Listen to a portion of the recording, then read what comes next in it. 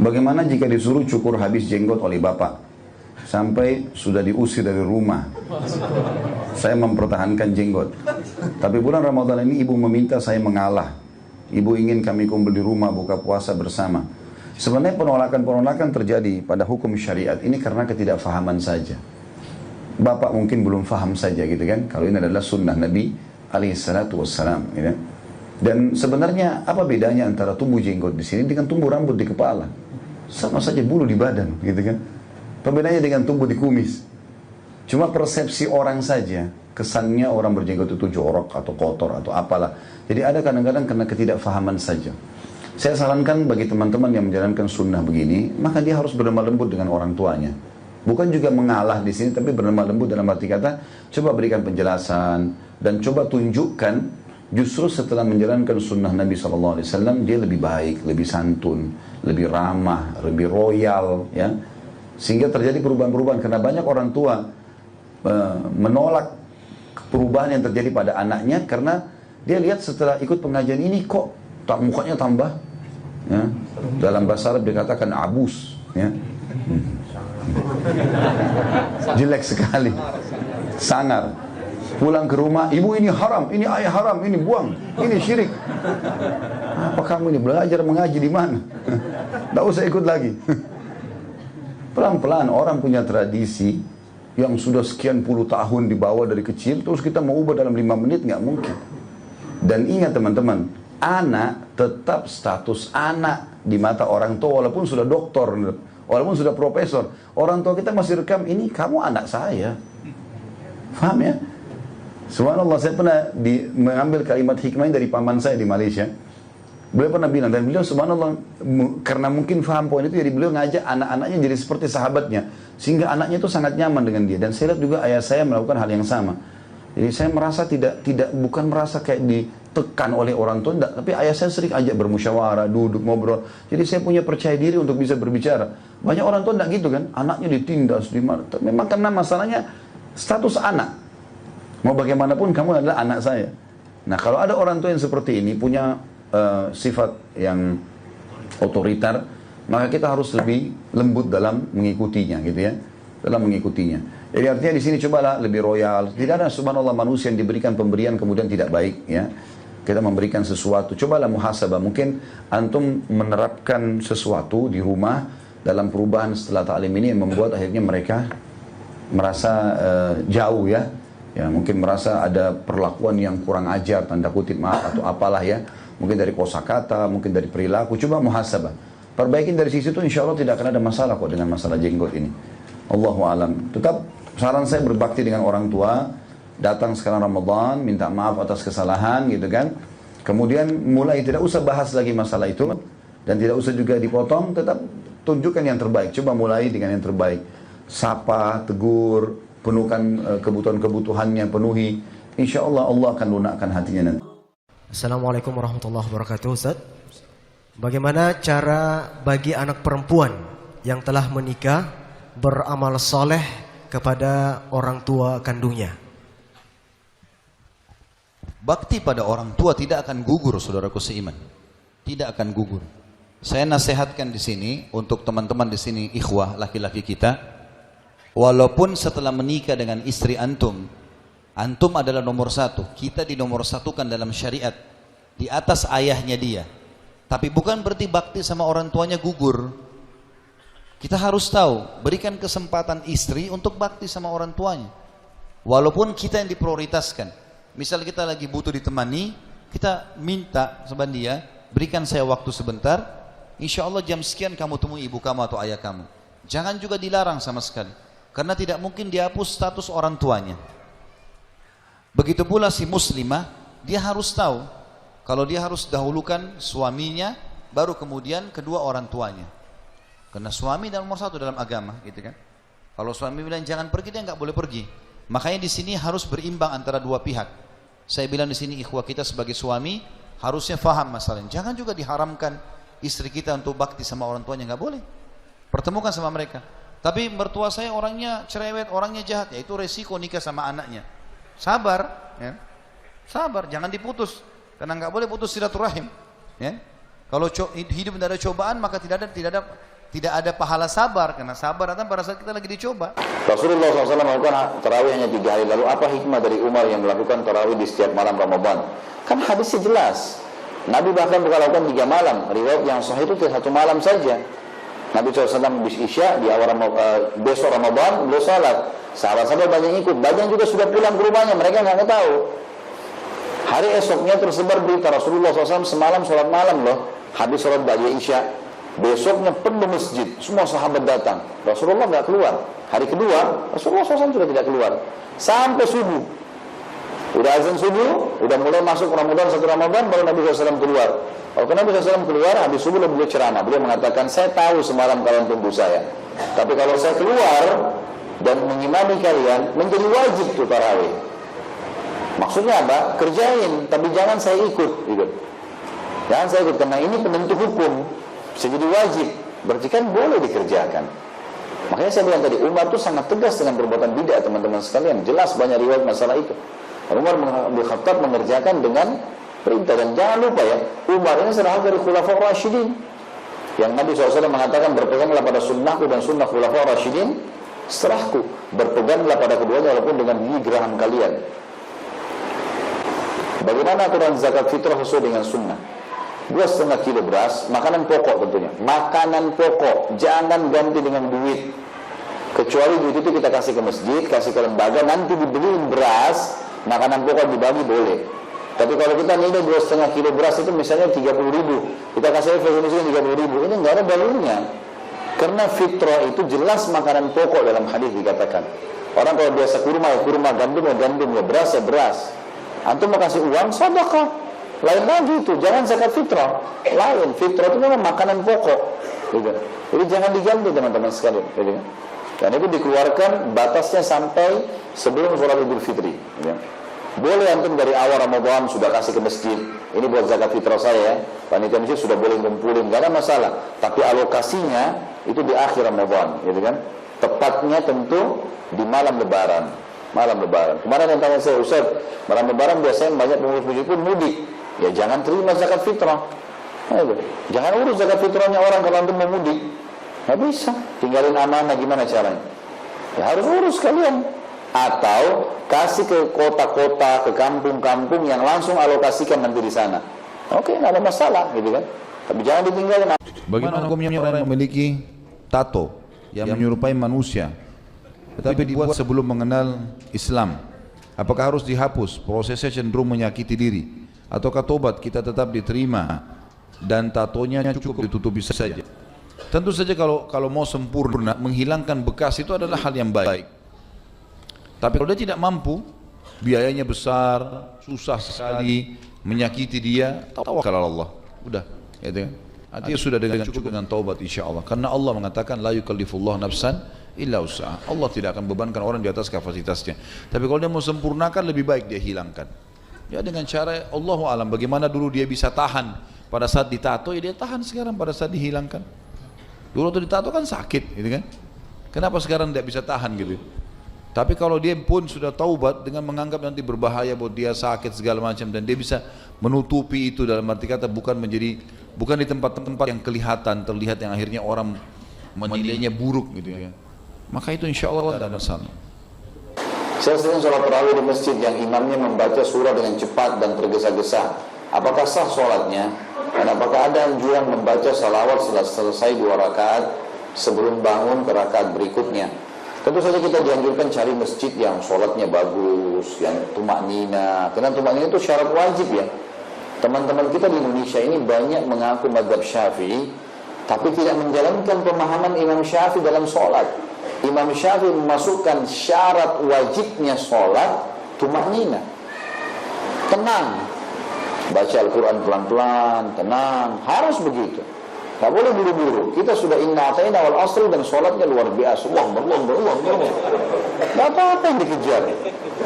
Untuk apa? Begitu keluar saya sudah sholat. Iya, dicatat. Tapi pahalamu berapa? Gitu. Kan gitu. Sholat dengan tenang. Sholat dengan tenang. Jadi walaupun 23 rakaat. Di Mekah 23 rakaat setiap malam 1 juz kan? Bisa. Apalagi kalau dibagi. Jadi sebaiknya mencari masjid yang tenang. Kalau salawat atau bacaan zikir antara sholat ini belum pernah ada sunnahnya. Tidak pernah disebutkan kepada kita, dinukil kepada kita bahwasanya baginda Nabi SAW itu antara sholat dengan sholat baca salawat atau baca zikir tertentu, nggak ada sama sekali. Jadi beliau langsung saja berdiri dan mengerjakan sholat, dan itu sudah dipraktikkan oleh para imam-imam kita di dua masjid yang masyhur, Masjid Haram dan Masjid Nabawi Madinah. Bismillah, apakah benar apa yang saya lakukan ini? Maksud saya menyelamatkan diri dari api neraka. Saya sering tidak memenuhi kebutuhan pokok saya, makan pribadi karena ingin bersedekah. Karena sering tidak tega melihat orang lain. Mohon petunjuk Ustaz, karena saya pernah dengar Ustaz berkata bahwa kita harus punya pakaian dan makanan yang baik. Tentu saja teman-teman sekalian keliru kalau dia tidak makan. Dia harus makan. Imam Ahmad rahimahullah mengatakan, makan itu bagian daripada agama. Karena Allah mengatakan dalam banyak ayat Al-Quran, kulu washrabu, makan dan minumlah, makan dan minumlah. Kita disuruh makan dan minum. Yang halal, yang thayyib. Karena tubuh kita butuh nutrisi, kita makan. Dan selama itu ibadah, karena tadi makan bagian dari agama kan, kata Imam Ahmad.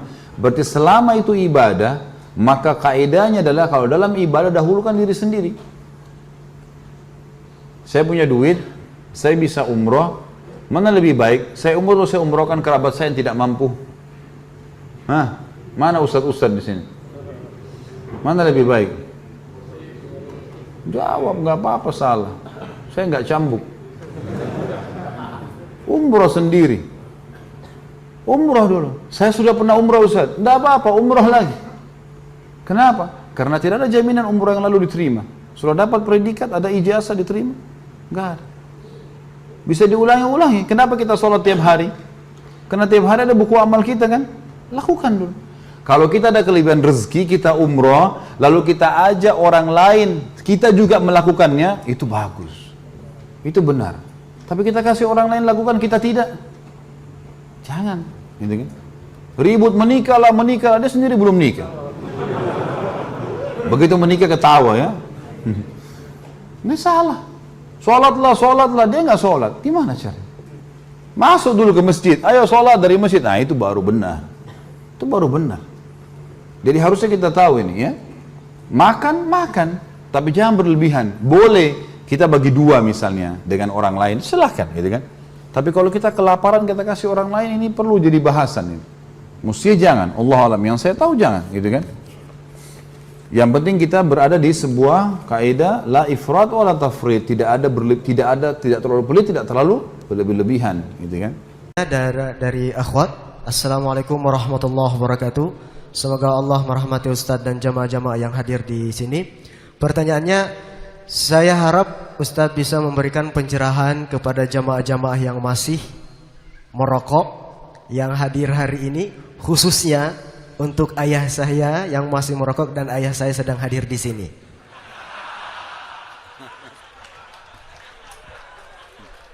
Baiklah.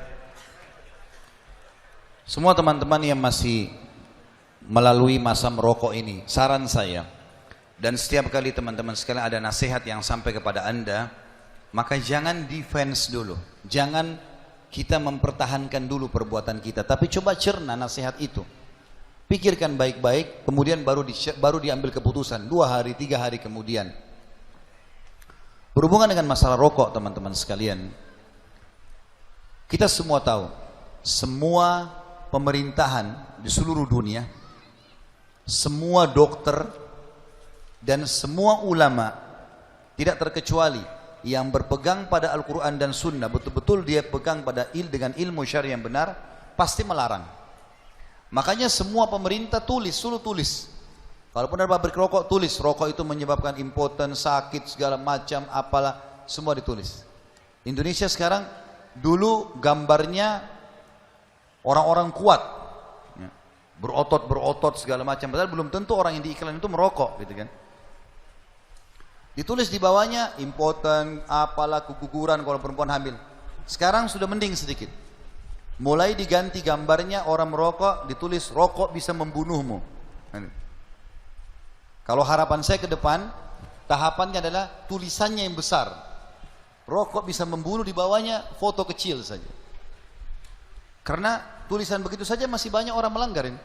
Seperti seakan-akan pemerintah suruh tulis itu cuma main-main. Padahal sebenarnya bukan, saudaraku seiman. Itu hasil penelitian. Seluruh dunia ini, seluruh dunia, seluruh pemerintah, seluruh dokter yang masih sehat pikirannya, kalau ada dokter yang merokok ini jadi tanda tanya. Kemudian seluruh ulama juga pasti akan mengatakan tidak boleh. Itu dulu dari satu sisi ya. Sisi yang lain teman-teman sekalian, ada seseorang di Saudi, kisah nyata. Sekali lagi tolong yang sedang merokok, jangan defense dulu, tapi pikirin baik-baik coba. Renungi nanti baru diambil keputusan. Ada seorang guru di Saudi, guru SMA, merokok. Dia masuk ke masjid, dia bilang sama seorang syekh, ada seorang ulama, lagi ngisi pengajian. Selesai pengajian, rokoknya ada di kantongnya. Dia bilang gini, syekh, Anda mengatakan rokok haram, mana dalilnya? Mana dalilnya? Kan tidak ada kata-kata rokok dalam Al-Quran dan Sunnah. Ini kan rokok baru sekarang. Kata syekhnya, ada. Firman Allah SWT, dan Allah menghalalkan thayyibat dan mengharamkan khaba'ith. Thayyibat semua yang baik-baik, khaba'ith semua yang buruk. Kata dia, tapi saya tidak anggap rokok ini buruk. Saya anggap bagus-bagus saja. Saya sudah sekian tahun merokok, saya nggak sakit, saya sehat, duit saya tetap ada, saya bisa beli. Kata syekhnya, baik. Kalau kau anggap rokok baik, saran saya sebentar kau pulang ke rumah ini, beli rokok yang banyak, bagi-bagi, kasih istri, kasih anakmu juga. Apa yang terjadi? Orang ini pakai akal sehat. Oh iya ya, kalau baik nggak mungkin saya larang istri anak saya. Sekalian aja ramai bayi juga kasih rokok sekalian. Diambil, dipatahin sama dia. Dia bilang, sekarang saya tahu kenapa diharamkan. Jadi memang ada pengharaman. Sisi yang lain teman-teman sekalian, semua makanan dan minuman yang tidak disebutkan secara denis karena baru muncul sekarang, diambil hukumnya dari kaidah fikih namanya. Jadi ada beberapa ayat Al-Quran, potongan ayat Al-Quran atau potongan hadis Nabi SAW yang menjadi kaidah fikih. Seperti misalnya pengharaman khamar, minuman keras.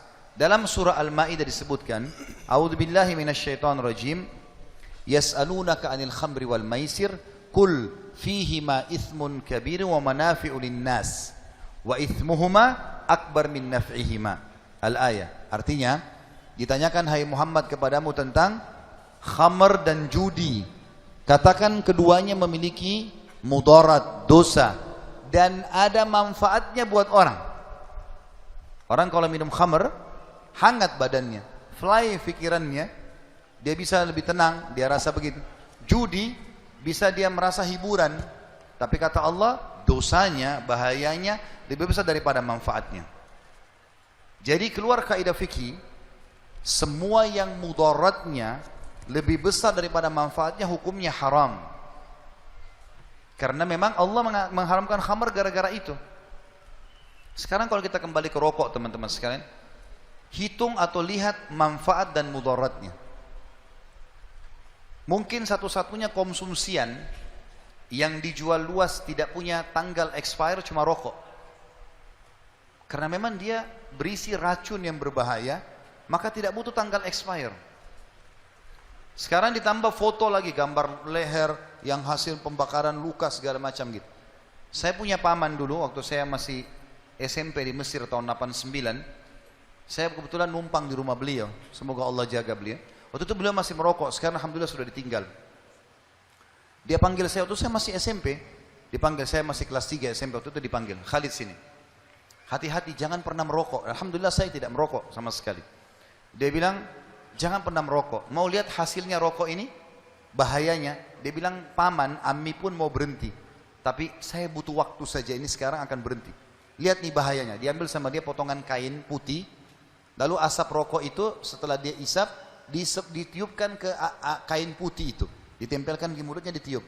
Langsung belang tuh, berwarna hitam kain putih itu. Di titik yang ditiupin asap itu. Dia bilang, ini keadaan jantung dan paru-paru kami yang merokok.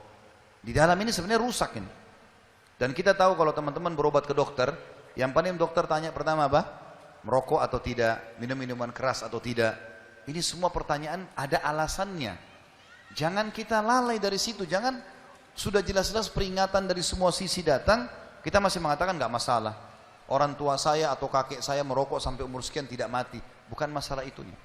Memang karena orang mati ajalnya datang, gitu kan. Tapi permasalahannya adalah pelanggaran-pelanggaran yang terjadi. Kita merusak kesehatan itu dosa. Kita membuang-buang uang, membeli sesuatu yang tidak bermanfaat juga dosa. Belum lagi istri dan anak perokok pasif. Pasif bahaya. Secara medis itu lebih berbahaya bagi orang yang merokok. Dia belum punya pertahanan diri, ya. Dia belum punya antibodi untuk itu, beda dengan orang yang sudah merokok, mungkin sudah terbiasa. Belum lagi bau badan, bau mulut, bau baju. Rata-rata teman-teman yang sudah meninggalkan rokok, akhirnya dia baru sadar, oh ternyata selama ini bau badan saya seperti ini, bau rokok saya seperti ini, bau ruangan saya seperti ini, dan seterusnya. Jadi ini memang mudaratnya sangat besar. Kita bisa alihkan kepada hal-hal yang lain. Misalnya kita minum susu, makan permen, hal yang bermanfaat lah, gitu kan. Lalu kalau misalnya ini masakan, tapi saya berat, sebenarnya ini sugesti. Ini penutupan dalam tema kita. Maksudnya dalam pertanyaan ini, teman-teman sekalian, kalau orang sugestinya, kalau yang hadir semalam, saya sempat bahas masalah dahsyatnya Ramadan itu, diantaranya adalah kita harus punya sugesti positif. Teman-teman kalau merokok kita tanya, kenapa merokok? Umumnya jawabannya, saya kalau tidak merokok tidak bisa berpikir. Saya kalau tidak merokok, saya tidak percaya diri. Nah ini mirip dengan orang kalau bela diri, saya nggak bisa berantem, saya tidak bisa membela diri saya kalau saya tidak pegang senjata. Jadi bergantung pada itu. Saya kalau tidak minum kopi pagi hari, kepala saya pusing. Nanti pusing benar kalau nggak ada kopi. Ini harus diganti persepsinya. Saya bisa tinggalkan. Orang tua saya, ayah saya dulu merokok waktu beliau masih muda. Beliau menceritakan bagaimana meninggalkannya. Paman saya juga begitu punya pengalaman. Dan mereka bisa spontanitas meninggalkan. Awalnya lidahnya merasa nggak enak, tapi karena dia tahu bahayanya lebih besar, dia demi kesehatan, demi keluarganya, maka dia tinggalkan. Maka insya Allah orang yang meninggalkan ini akan mendapatkan pahala karena meninggalkan sesuatu yang khaba'ith atau yang buruk yang dilarang dalam Al-Quran. Bagaimana sikap saya pada saat menjadi imam di satu masjid yang di dalamnya ada doa bersama, tahlil, doa kunut, subuh dan seterusnya, dan saya juga sebagai ketua masjid itu, apa nanti yang akan terjadi apabila saya tiba-tiba berubah sikap? Harus bagaimana Ustaz? Tentu kita lihat di sini pelanggarannya apa. Kalau masalah kunut ikhwas sekalian, Imam Syafi'i mengatakan kunut subuh boleh. Beliau menghasankan hadis-hadis yang memang didaifkan oleh sebagian ulama di antara Imam Ahmad. Jadi ini perselisihan pendapat antara dua imam, Imam Syafi'i dan Imam Ahmad. Imam Syafi'i mengatakan kunut boleh. Dan beliau menghasankan hadis yang berbunyi Nabi SAW tidak pernah tinggalkan kunut selama hidupnya. Imam Ahmad rahimahullah karena ahli hadis dan Imam Syafi'i pernah berkata, wahai Ahmad, apapun yang sampai kepadamu dari Nabi SAW, maka sampaikan kepada kami karena kau lebih ahli di bidangnya, maksudnya di bidang hadis. Maka Imam Ahmad tapi kena lokasi jauh, Imam Syafi'i ada di Mesir, meninggal di Mesir, kemudian Imam Ahmad ada di Irak, maka transportasi susah. Pada saat itu Imam Ahmad mendapatkan hadis-hadis yang lemah, dilemahkan oleh beliau karena banyaknya ada pertimbangan masalah hadis-hadis rawi, dan beliau mensahihkan adanya rawi-rawi yang dianggap lemah. Beliau mensahihkan hadis yang berhubungan dengan kunut witir yang banyak ditinggalkan oleh kaum muslimin. Witir itu justru sunnah kunut, subuh justru terlemahkan hadisnya. Tapi Imam Ahmad itu ditanya, rahimahullah, wahai imam, bagaimana kalau kami sholat di belakang imam yang kunut? Ini dari dulu masalahnya sudah ada. Kata Imam Ahmad, yang tidak mau kunut jangan ikut sholat. Gitu kan? Artinya apa? Kalau ikut sholat kunut bersama mereka, tidak ada sesuatu yang salah di situ. Karena hadisnya masih diperselisihkan tentang kesahihannya. Tapi ini pendapat. Dan dalam kitab Minhajul Muslim nanti kita pelajari ada pasal tertentu nanti tentang pentingnya amar ma'ruf nahi mungkar, bagaimana bermuamalah dengan para ulama, ada babnya sendiri. Bagaimana bermuamalah dengan pemerintah, pemimpin muslim, ini ada hukum-hukum syar'inya. Di antaranya menghormati perselisihan pendapat dalam masalah furu'iyah di antara mereka. Ini soalnya banyak ikhwah yang belajar sunnah sekarang, lalu mereka jadi kaku akhirnya. Harus bisa dibedain ikhwah, mana yang syirik, mana yang sifat yang tidak bisa lagi ditoleransi, dan mana hal yang memang masih ikhtilaf dalam masalah itu. Kerasin suara baca basmalah atau kecilin suara, intinya membaca basmalah wajib, nggak boleh itu. Tidak boleh orang sholat tidak baca basmalah, karena basmalah bagian dari 7 ayat surah Al-Fatihah, kan gitu. Harus dibaca, cuman selisih dikerasin atau dikecilin, hanya itu. Ini masalah furu'iyah, masalah hal yang tidak ada masalah. Masalah batal wudu, menyentuh atau tidak menyentuh perempuan. Imam Syafi'i mengatakan menyentuh syahwat tidak syahwat batal. Beranjak dari surah Al-Maidah ayat 6, awal amassumun nisa, atau kalian menyentuh para wanita. Baik, jumhur ulama mengatakan tidak bisa. Ini harusnya kembali kepada sentuhan yang syahwat, karena ada hadis yang sahih berbunyi, Nabi Aisyah berkata Nabi SAW pernah menciumku lalu menjadi imam dan tidak berwudu. Kata ulama, ini bukan mustahil. Hadis-hadis yang terjadi perselisihan pendapat di antara mereka karena jauhnya jarak di antara mereka pada saat itu, dan ya bukan mustahil kita sebagai penuntut ilmu melihat mana dalil yang paling kuat. Karena Umar bin Khattab sendiri radhiyallahu anhu pernah, dalam sejarah beliau pernah ada hadis setelah Nabi SAW meninggal, di zaman khilafahnya beliau baru beliau dengar hadis tentang tamu kalau ketuk 3 kali pintu ya tidak dibuka disuruh pulang. Umar bin Khattab mertua Nabi SAW, Khulafaur Rasyidin. Tapi di zaman khilafah beliau pernah kedatangan dari ada satu orang Ansar sahabat datang ketuk rumahnya karena ada hajat. 2-3 kali Umar bin Khattab lagi sholat sunnah rupanya, tidak buka. Setelah orang itu pulang, lalu Umar bin Khattab buka pintu, tanya kepada tangganya, siapa yang datang tadi? Oh si fulan dari Ansar. Kata Umar, kenapa dia pulang? Kalau apa yang dia lakukan ini tidak dicontohkan oleh Nabi SAW, saya akan penggal lehernya. Jadi hati-hati sekali. Umar bin Khattab tegas gitu kan. Panggil dia. Kenapa kau pulang tanpa? Kau ketuk rumah saya pasti punya hajat. Dan waktu itu Umar bin Khattab khalifah. Maksudnya ini bukan bertamu biasa. Datang kepada pemimpin berarti ada hajat. Ada sesuatu yang penting. Tidak boleh pulang sembarangan. Datang yang sudah sampaikan. Begitu maksud Umar radhiyallahu anhu. Maka orang ini mengatakan, saya mendengarkan Nabi SAW bersabda, kalau seseorang dari kalian datang ke rumah saudaranya dan mengetuk 3 kali tidak dibukakan, pulanglah. Mungkin saudaranya tidak ingin menjamunya, atau ya lagi tersibukkan dengan kegiatan, adabnya pulang. Kata Umar, siapa yang dengar hadis ini bersama kau? Lalu sahabat ini memanggil 15 orang sahabat Nabi yang lain mendengarkan. Umar bin Khattab dengar di zaman khilafahnya tahun 20-an Hijriyah setelah Nabi SAW meninggal. Apalagi kalau cuma Imam Ahmad, Imam Malik, Imam Syafi'i, bisa saja di antara mereka ada hadis yang tidak sampai. Penuntut ilmu yang bijak adalah melihat dalil yang sahih, bukan fanatisme buta, gitu kan? Ini harusnya seperti itu. Jadi caranya memahami seperti itu. Kalau masalah kunut, Allah alam, yang saya lihat kunut. Cuma saya selalu sarankan teman-teman yang berpegang pada mazhab Syafi'iyah tetap kunut. Kunutnya jangan dihilangkan suaranya. Ini malah tidak ada ini. Gitu. Setengahnya keras suara, tengah-tengah hilang suaranya. Gitu. Alasannya apa? Nggak jelas. Gitu. Kalau saya berapa kali tanya apa alasannya, nggak jelas, nggak tahu. Cuma ikut-ikutan semua orang lakukan begitu. Nah ini nggak boleh. Kunut memang lafaz itu sahih dihadirkan Nabi SAW kepada Hasan, cucunya radhiyallahu anhu, gitu kan? Dan itu kunutnya harus semua lafaznya dikeraskan, memang didengarkan. Memang Nabi SAW terdengar suaranya. Seperti itulah. Kalau masalah sama doa, masalah doa misalnya, orang berdoa, memang lafaz yang sahih menyebutkan riwayat Imam Ahmad, bahwasanya Nabi SAW tradisi beliau, kebiasaan beliau habis sholat, beliau selesai zikir berdiri, langsung berdiri, tidak disebutkan berdoa. Gitu kan? Kemudian beliau berdiri depan pintu masjid, lalu beliau menunggu sahabat-sahabat yang punya hajat. Ini keadaan Nabi SAW. Jadi orang yang tidak berdoa habis sholat memang sesuai dengan sunnah. Doa yang dianjurkan sebelum sholat antara azan dan iqamah, mustajab doa. Itu mustajab doa. Atau pada saat lagi ada hajat silakan berdoa. Jadi orang yang tidak berdoa pada saat habis sholat memang karena kepekaan dia mengikuti hadis Nabi SAW. Jangan salah faham kalau dia benci doa, tidak. Karena meletakkan perbuatan sesuai dengan yang diperintahkan Nabi SAW. Kan begitu. Kalau ada juga yang mau berdoa habis sholat, maka yang ditegur oleh para ulama bukan masalah doa habis sholatnya, tapi dikerjakannya secara berjamaah. Karena Nabi SAW tidak berdoa, gitu kan? Tapi tidak untuk mungkin ada sahabat yang berdoa, tapi berjamaahnya ini yang tidak pernah ada dalil. Kan itu. Dan ini bukan berarti menghardik, menyalahkan, tapi cuman menyampaikan agar sesuai dengan sunnah Nabi SAW.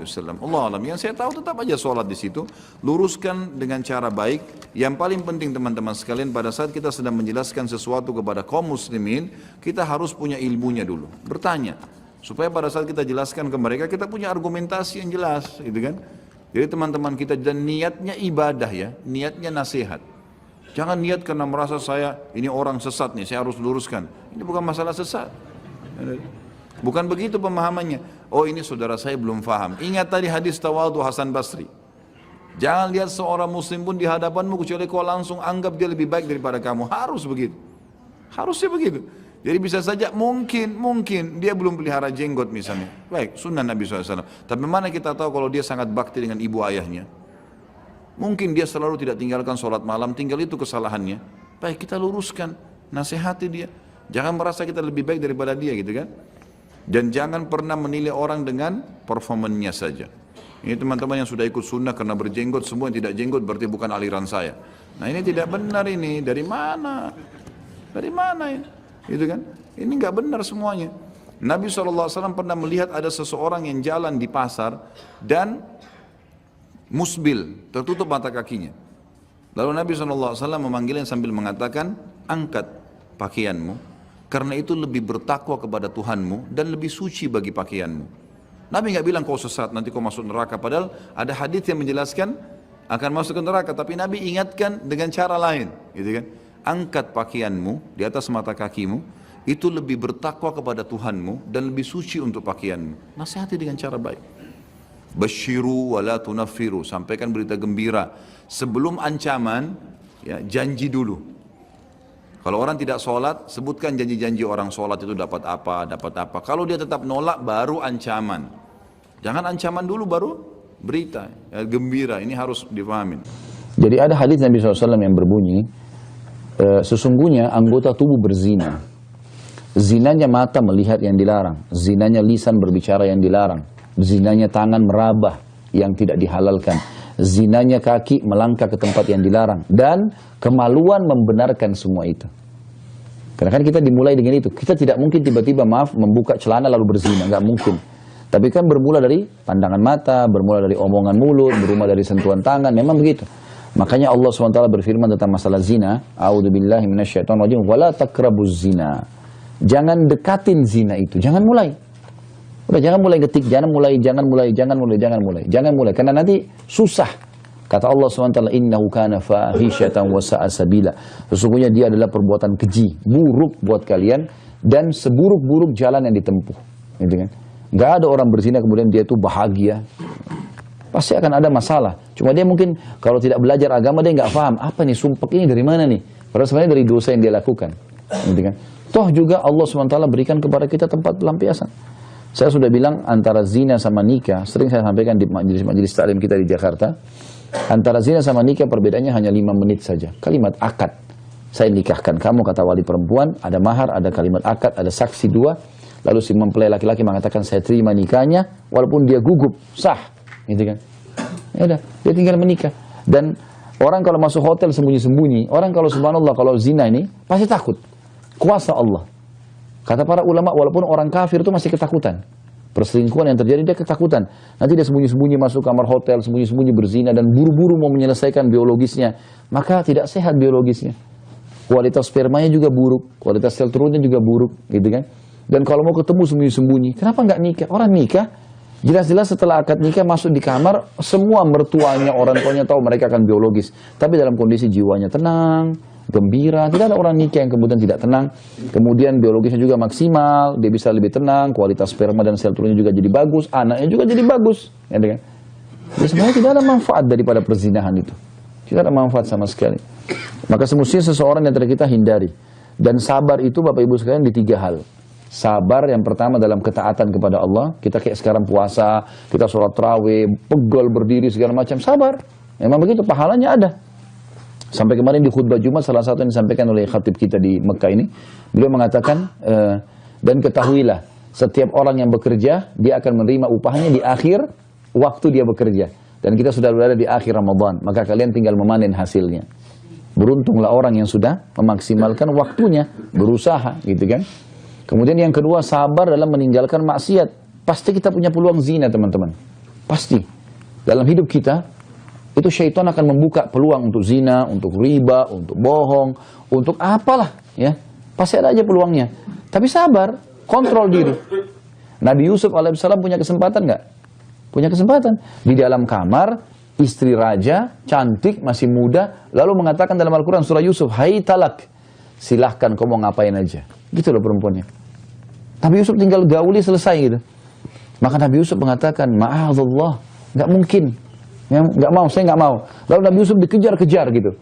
Pada saat dikejar, Rupanya si perempuan ini melihat ada patung yang mereka sembah di ujung ruangannya, dianggap ini Tuhannya, dia ambil sehelai bajunya ditutupin patung itu. Karena malu nanti patung itu ngelihat. Kata Yusuf alaihissalam, apakah kau malu sama patung benda mati dan kau tidak malu sama Allah yang melihat kita? Nanti kan? Maka Nabi Yusuf lari ke depan pintu, lalu dipegang bajunya, dirobek dari belakang. Begitu dibuka pintu, gitu kan? Suaminya ada, suaminya si perempuan ini. Dan luar biasanya di sini, orang yang sudah niat bermaksiat seperti ini, yang dikuasai oleh syaitan, dia lihai sekali memutarbalikkan fakta. Tiba-tiba dalam Al-Quran dikatakan perempuan ini bilang, apa hukumannya laki-laki yang mau mengganggu istrimu? Langsung. Padahal dia yang mengajak Yusuf berbuat zina. Maka untung rajanya bijak, panggil hakimnya.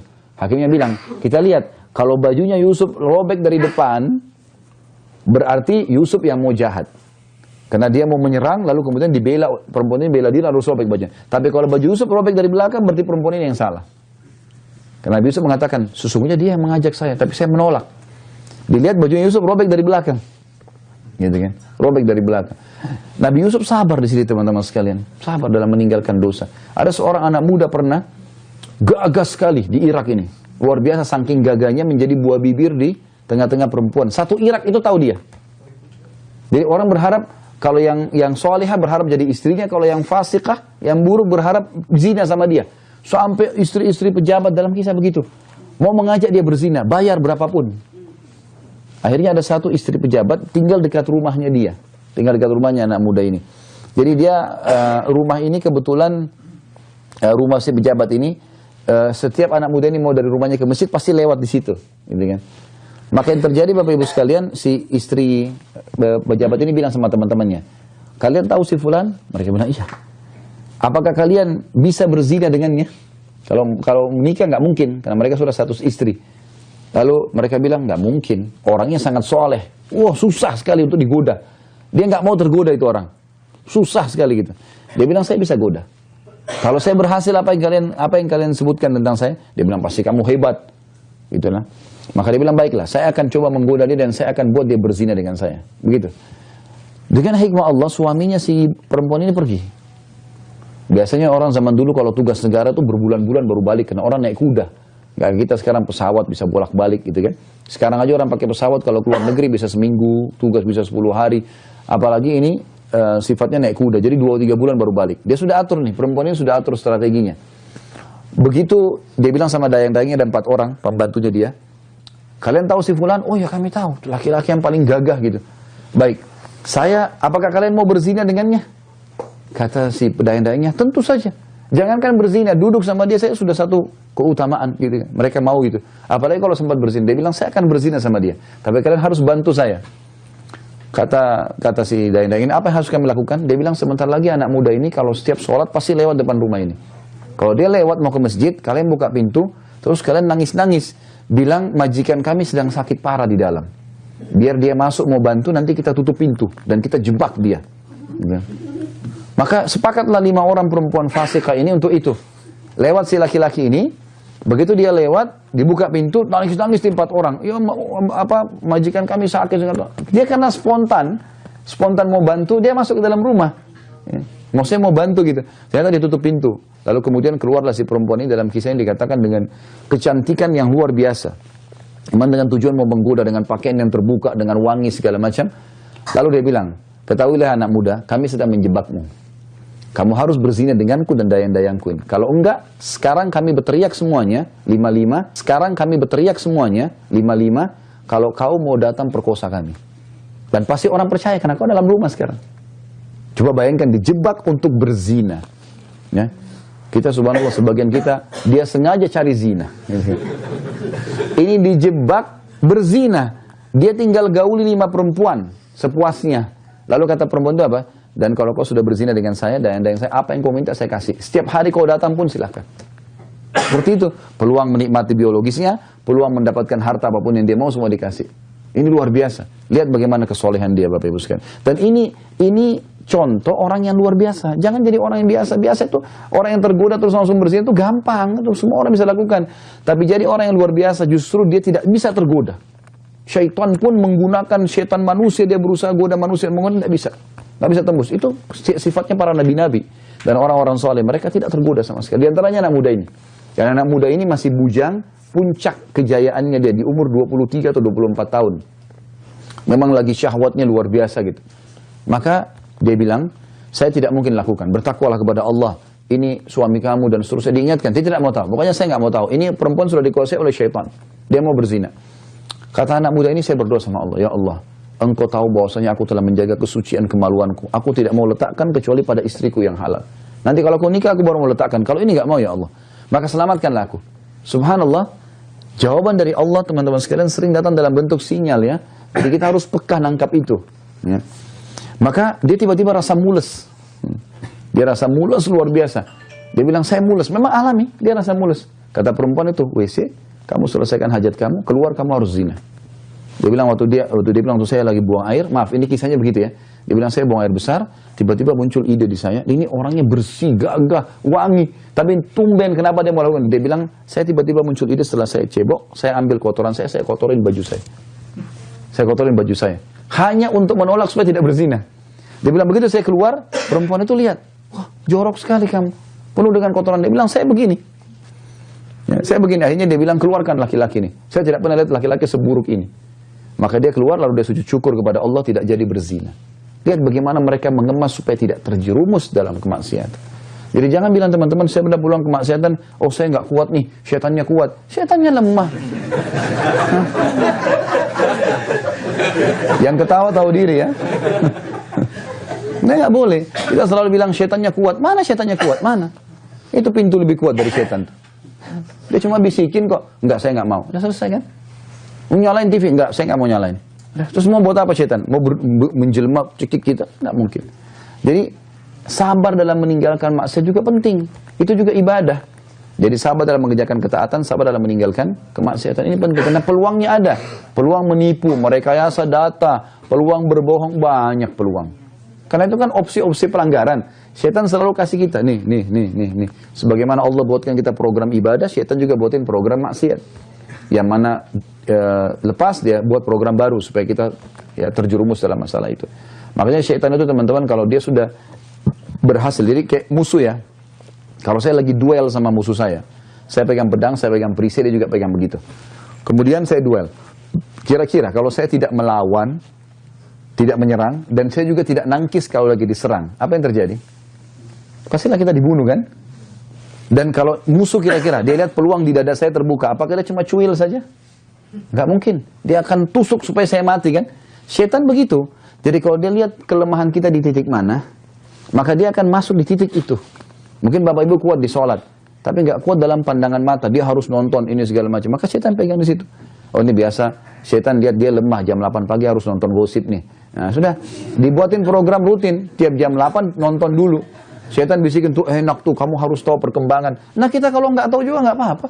Nah, kalau kita tahu itu nggak apa, perut kita kenyang. Enggak, malah kita tahu masalahnya orang kan jadi masalah. Ya. Tapi syaitan buatin program, makanya kita harus tepis, nggak boleh. Sabar dalam meninggalkan kemaksiatan. Tolak, enggak, saya nggak mau, selesai. Nggak bisa buat apa-apa kok dia. Dan yang ketiga, sabar dalam cobaan harian. Jadi kita memang harus bersabar dalam masalah-masalah seperti ini. Jadi itu termasuk zina Bu ya. Tapi memang dosanya beda dengan kalau orang meletakkan kemaluan di kemaluan itu lebih besar, itu puncaknya. Tapi itu zinanya juga.